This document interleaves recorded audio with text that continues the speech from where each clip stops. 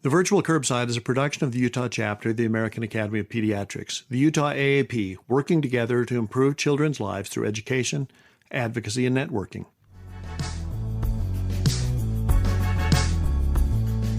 Hi, this is Paul Wirkus from the Utah AAP.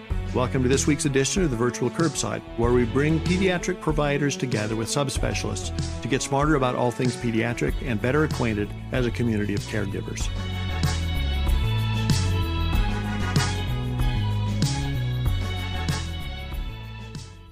The Virtual Curbside is brought to you in part by a generous grant from Primary Children's Hospital. Primary Children's Hospital, the child first and always. Welcome back to the Virtual Curbside. I look forward to months with 5 weeks, but I guess it's 5 launch days in 1 month because I get to talk to Angelo Giardino. Welcome back, Angelo. Hi, Paul. How are you? I'm fine, thanks. And we're recording this at the first of autumn, and it's been a hot summer. Yes, and I love the change of seasons. It's great. It's cool in the morning and it's a little bit darker. Yeah, I'm not sure I'm a fan of the dark, but the cool has been nice. It's a symbol of it changing, and I like the changes. There you go. So a place with one climate would not be the right place for you to be. No, I've been there. So I lived in Houston for 13 years. Gotcha. And okay. There is no change of season there. It's hot and it stays hot. But it's also humid, so you get the full package. Yeah. Well, this month you chose a book for us to read. It's got a catchy title and was looking, I think it's been optioned for making into a Netflix series. Yes. The Future Pediatric Subspecialty Physician Workforce, Meeting the Needs of Infants, Children, and Adolescents. This is a publication of the National Academies. Tell me a little bit about what led you to want to discuss this month. Yeah, so first, just for our listeners, this is definitely nonfiction. This is not a book that you curl up with, but it's a really, really fundamentally important call to action for those of us in pediatrics, both in primary care and subspecialty care, because we are facing an impending crisis in the next few years in terms of getting the structure right so that we have the right number of pediatric subspecialists around to support our primary care network, so that those families that need a subspecialty visit can get access to those visits. So I felt it was really really for us to start talking about this because there's a fair amount of detail to this report. And it's really interesting because we could make decisions now in 2024 that will allow us in the 2030s to have the right number of pediatric subspecialists, or we can ignore this call to action and the trajectory that we're on will just roll out and there will not be many pediatric endocrinologists or pediatric ID specialists or pediatric nephrologists. And then the kids we want to take care of will be in a world of hurt in the 2030s. Well, let's talk about that a little bit because there were a few statistics that really surprised me in this book. One of them was that between 10 and 20% of all children will visit pediatric subspecialists in a given year. That's a lot. That really is a lot. And, we already have some challenges with access. Many of our listeners, I'm sure, know about wait lists and trying to cull the list so that we don't overwhelm the current pediatric subspecialists. And if we're on a downward trend, those 10 to 20% of kids are going to be waiting longer and longer and longer. And the other thing that surprised me is that in some ways, this is a happy problem to have. And what I mean by that is we discussed Perry Klatz's book a few months ago, A Good Time to Be Born, that there are a lot of children who survive in the past 100 years who would not have in the past. One of the extensions of that is that a number of those children are going to need ongoing subspecialist care because some of the things that they have survived may leave them more vulnerable than they would have been before. Yeah, Paul, and again, this just confirms to me that you are definitely a glass half full guy. Because yes, that is a good problem to have. Glass half full, and I'm not that thirsty. The other good part of this is that some of the structural problems are things that we can address and fix. This report, it was a committee, National Academy of Medicine committee, 17 members, really illustrious people. If the readers go to the report, you'll look at those biographies and you'll recognize some of the people there. And then they were very consultative and they pulled in the American Academy of Pediatrics, the American Board of Pediatrics, the Children's Hospital Association. So they got a lot of consultation. And, to me, there's a couple issues that I'd love if we could just dive deep in it for a few minutes. Yes. But one are the financial disincentives for people going into pediatrics to begin with, but then pediatric subspecialty care, which is just kind of fundamentally connected to two things. Historically, the AMA has chosen to kind of pay pediatricians less, and many pediatricians have a connection to the Medicaid program because of the 35 or 40% of American children that are on Medicaid. So inevitably, you're going to interface with that government program for people at or below the federal poverty level. And we all know that, in general, on average, like Medicaid rates are about 30% lower than Medicare rates, which is so frustrating because it means that for some reason, like the physiology in a child's lung or in a child's kidney or in a child's GI tract is thought to be cheaper to deal with than for a senior citizen, which just rankles me. Like, it's the same physiology. So like we're equally trained as the adult people. So we should not get 30% less. So I just, so I'm hoping we can shine a light on that. So that's the finance issue. And then the other issue is truly most of the pediatric subspecialties require a 3-year fellowship, which is probably not the right thing anymore because many of our adult serving colleagues only have to do 2 years of fellowship. So that's already a disincentive. And that 3rd year is really to do research. And in this report, I love the statistic, but only 49% of people that complete a 3-year fellowship who get, a whole year of research training, only 49% of them do research after they're done. Most of them want to serve primarily in the clinical space. And we should probably rethink this, let people just do 2 years. And if you want to do research, we should come up with the resources to let you do a 3rd and a 4th year if you want. And we probably would have the money to do that if we didn't have to provide everybody with a 3rd year in fellowship to do research that we know half of them won't do afterwards. It's also clear, and the report makes clear, that there is a need for physician scientists, that we need people to do research as well.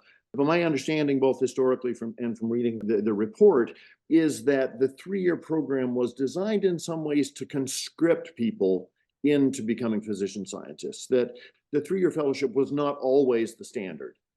Yeah, and again, and I love my colleagues. So, yes. So take this with the respect that it's given. But there are a few zealots in our field who feel like, if you force somebody to do some research training, you're going to conscript them to do research. And that's actually not true. So like their hypothesis has not borne out. So I think it's time when they go up to the microphone at the conference and make an impassioned plea for the 3rd year fellowship to say, thank you, but that is not supported by the evidence. So let's go back to 2 years. It's like saying, try this dish and I know that you will love it. Yes. May or may not. But the policy has been driven by people who were hoping, as you mentioned, to get more people a taste yes. of the thrill of being a physician scientist. And it is thrilling, don't get me wrong. Sure. But according to this report, it might not be the best financial decision you're going to make in your life. Right. And let me just add one more problem, because I think this is a problem that's very important in our region.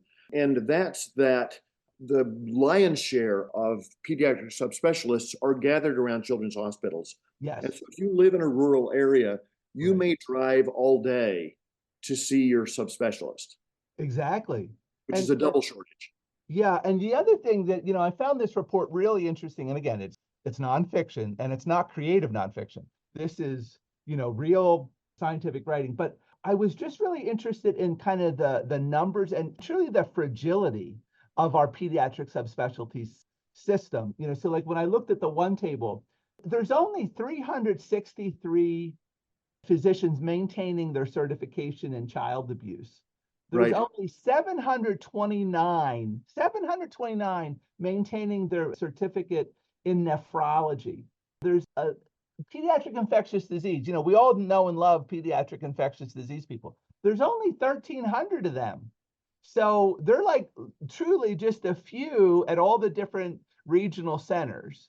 And we all use them, we're all calling them. But boy, that's a fragile system. A couple bad years in terms of fill rates for the fellowships. And we're going to be like, with no one to call. Right. So show me the hope in this. What do we need to do? Yeah, so I think the hope is that, first of all, this report came out in August of 2023. So it's only been a year, and you and I are talking about it. So, like, if it reached us, it must really be getting out there. So that's number one. Ripped from the headlines. And two, I think the set of recommendations really have a lot in them in terms of the length of fellowship training, how to make pediatrics more attractive. They do recognize that there's a primary care component to this. And Right. there was a report about a year before this one that talked about creating the ideal primary care system, because part of the solution will be for the health system, and by that I mean the insurance companies and the health systems, there's a way that they can foster the collaboration between primary care and specialty care so that the subspecialists aren't swamped, and so that the primary care providers, if they are willing to accept more of the ongoing care, that they can get some compensation so that the extra time that they'll need to invest in that care would get paid for. So there's a really good set of actionable recommendations that, I would say those of us that are active in the Utah chapter, the AAP, or in your state chapter, if you're listening outside of Utah, there's a way state by state for us to be effective advocates for some of these changes. And it's a real roadmap to fix this. So it's a call to action. I will say there's a lot of discussion at the national level. So I think people are really rallying around these. And I'm particularly interested in the sections of this report that talk about what can we do locally to get primary care and the subspecialty care people working more effectively together in this new world order of team-based care. So I think there's a roadmap. So that's the good news. And then it's up to us to embrace it. So, I just have this overwhelming optimism right now, Paul, that if we have a call to action and there's a set of recommendations, I think pediatricians have always been excited about calls to action. Like, think about all the calls to action that we've had in our careers. And then when those calls go out, we do it. Like, we put all the kids on their back to sleep. That wasn't common in the 80s. Right. And we popularized it in the 90s, and the statistics are enormous that we've responded to that call to action. And calling out, I think, some success stories. In Utah, for instance, that the legislature has funded a program that makes child psychiatrists available so that Yes. any afternoon I can get a psychiatrist on the line. And they've talked me through some very complicated patients.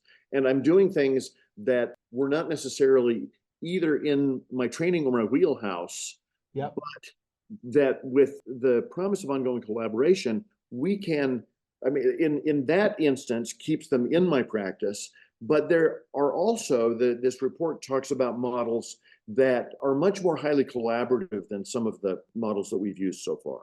Right. And they really issue a challenge really to the system leaders and the government leaders. Like, we have to have a willingness to adapt to the changing environment. So more and more kids have these subspecialty needs. There's going to be a plateau or a limit to how many subspecialists are available. If we need the primary care providers to engage more with some of this ongoing care, we have to create a system that rewards them and encourages them and frankly supports them. Because the primary care provider that I know, they're willing to do more, but they have to feel like there's support to do it because they want to do the right thing for the kid. Right. It's not just a personal, like, they want to do the right thing for the kid. So if we have that willingness, we have a roadmap. So I would really encourage our readers to, take some time, absorb this in digestible bite-sized pieces because it is nonfiction. So have a good book also next to you on the nightstand. Don't just read this. And I think we could really do something good here, Paul. I'm kind of excited about it. You touched on one of the big obstacles, and the report talks about the fact that the more highly procedural subspecialties tend not to have as much difficulty attracting applicants. Right. And there's a reason for that. And it starts with D and it rhymes with dollars. Yes. It's, What do you it's think not about that? always about the money, Paul, but sometimes it is about the money. Right. So like critical care, emergency medicine, neonatology, they really don't, oh, cardiology, they don't have a problem filling, like they're filling and people are going into them. But like the other ones like nephrology and endocrine and ID, we've really kind of shortchanged those folks because they don't really, kind of enjoy that procedural based revenue. And so those 300 child abuse Yes. specialists, yeah. But this is a problem that I think is sort of eats at the fabric of medicine generally. The idea of distribution of dollars. Is there any promise to fix that? Yeah, there's more and more attention being focused on how, quite frankly, this very antiquated system of work RVUs, like how are those set and who's setting them? And, historically, the procedural people have been more represented. I was asking at the AAP, like, who's the pediatrician on this thing? And there's one pediatrician that officially is part of the dialogue for how work our views are set. So I'm like, what? Like, we have to start changing that. So I think there's an openness. And I certainly think that the Center for Medicare and Medicaid Services, CMS, I think, frankly, our legislatures, both at the state and federal level, are interested in getting more rational because they understand that this systematic bias towards procedural compensation is really kind of misplaced. It's doing exactly what it's designed to do, to make procedures more lucrative than the cognitive work. And that's exactly what we don't want to do. So the system's doing something that actually we've decided we don't want to do. So Yeah. I think that will change. The other challenge that I think also has to be mentioned is that pediatrics has the happy good fortune of being the second most feminized of all the specialties. 71% of all pediatricians who are maintaining the certification in general pediatrics are female. Two obstacles there that I think need to be supported. One is women, for whatever reason, in medicine are more likely to need to take a leave of absence or to work fewer hours than men in practice. Now, there are structural things that maybe should change that picture, but in short term, that's just a fact. And I think that also has an impact on the draw to the extra training and time required to become subspecialist. And I think we have to figure out a way to, of all specialties, I think pediatrics has to find a way to support that. Yeah, no, I would be supportive of that. Those are those structural issues. And I think, as the generations change and as we really try to incorporate more about work-life integration, resilience, wellness, we have to really allow people to have the space to design the kind of careers that they want that get balanced with the responsibilities at home and somebody's own personal resilience. So I couldn't agree with you more. But I think there's an openness to talk about this because generationally, I think more and more the leaders I work with, Paul, are from a different generation than I am, and they're more open to some of those issues. I think, I'm part of the baby boomer population, and, we were like, well, wait till you're about 60, 65, and then you can kind of enjoy your life. So nobody's saying that anymore, other than the people that are my age. Well, there you go. I have hope. See how much hope We, I have. right. The only thing that discourages me about that a little bit is that I don't think that I hope the addressing the structural inequities that you were talking about before, I hope that that happens. It's not clear to me that I've seen that happen in the generation and a half that I've been practicing. Yeah, yeah. I mean, I think the reason why I have some hope is that truly, as we've kind of recovering from the pandemic and really thinking about the workforce issues and the patients that we're taking care of, I think there's an increasing realization that what worked before is not going to work in the future. So I have a lot of confidence that more and more of the leaders in the different components of a health system are more sensitive to the fact that if we don't get this right, there actually won't be people serving the patients. And that's a real concern. And that's what informs this report is Yep. that early in the report, they make a distinction between demand for subspecialists and need for subspecialists, which I thought was interesting, that not everyone who ends up seeing a subspecialist needs to see the subspecialist. But I think there are so many ways that we can help work on that. And I think that one thing that makes this whole process both more effective and I think more satisfying for everyone involved is a higher degree of collaboration on every level. The sort of thing that we see as generalists sometimes, that you send somebody to see a subspecialist, and rather than hearing a report back from them, they've now been sent to a different subspecialist. Exactly. And I think the ability to collaborate and the ability to communicate, I think, makes it better for all of us, especially the patients. Yes, and I think there's things systematically that insurance companies and health systems can do that create a financial pathway for the primary care provider and the subspecialist to, in a more coherent way, share all that information and make that part of the job, not just give them an extra responsibility. Yeah. Well, did we fix this, Angelo? Yes, because we have the call to action. So everybody should go to the National Academy of Medicine site, get this Committee on the Pediatric Workforce report. It's free. You can read it online for free. You can buy it. You can read it online. You can download it. There's so many ways to read this. And it's a little daunting to look at, but it's actually quite well organized. And I think a compelling document. Yeah. So again, I think if you're thinking about your nonfiction reading list for 2024 and 2025, please put this on the list. Did already. Good. Thank you. Well, Angelo, as always, it's a delight talking to you. Thank you so much for your time, and thanks for your insights. Thank you very much.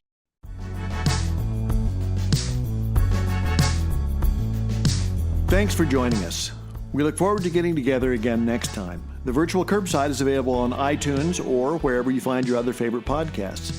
Be sure to like us and subscribe. We want you to like us both because we're needy that way and because that will help other listeners like you find us. Check out our website, vcurb.com, for supporting materials, schedules, and other great stuff. The Virtual Curbside is an educational production of the Utah chapter of the American Academy of Pediatrics. The opinions expressed in this podcast, while carefully considered, are ultimately the opinions of the presenters and not necessarily of the American Academy of Pediatrics or our employers. And remember, the content of this podcast shouldn't be seen as a substitute for seeking actual personal medical care. If this is an emergency, hang up and dial 911. Otherwise, schedule a visit with a caring healthcare provider to try to get to the bottom of your concerns. None of this could happen without Elisa Stoddard, our extraordinary executive director of the Utah AAP. Many thanks to Tim Cosgrove for his help on the website and logo design. Production design and editing thanks to Phil Wirkus, who also composed the theme music. See you next time.